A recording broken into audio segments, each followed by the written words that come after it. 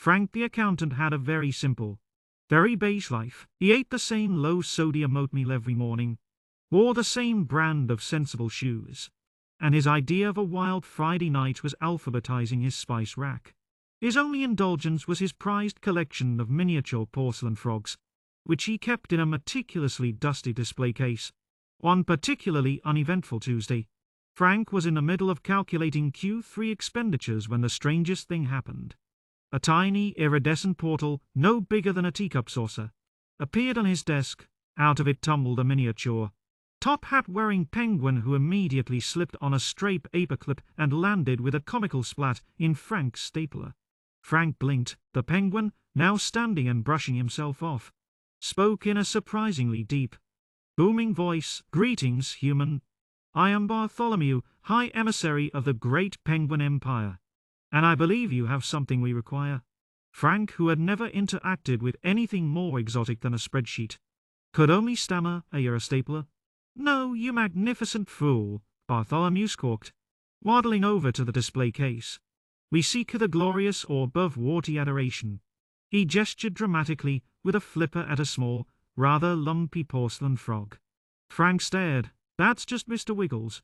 He came with a free coupon for dish soap." Bartholomew's tiny chest puffed out. "Do not mock the orb. For generations, we have sought to harness its power. With it, we shall achieve ultimate fish-related dominance." Just then, a second, even smaller penguin with a monocle waddled out of the portal. "Apologies, High Emissary," he said in a squeaky voice. "We've had a slight navigational error.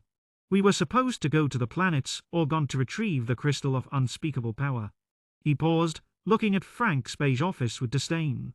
"This is clearly not Zorgon. Too much beige, not enough purple slime." Bartholomew looked crestfallen. "You mean neither orb is not the orb? And this isn't the prophesied lair of the great squishy one?"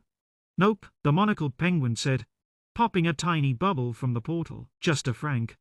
Dejected, the two penguins waddled back to their portal. Just before disappearing, Bartholomew turned. "I apologize for the inconvenience. Human, we shall be on our way." He then stopped, waddled back, and carefully placed a small, polished seashell on Frank's desk.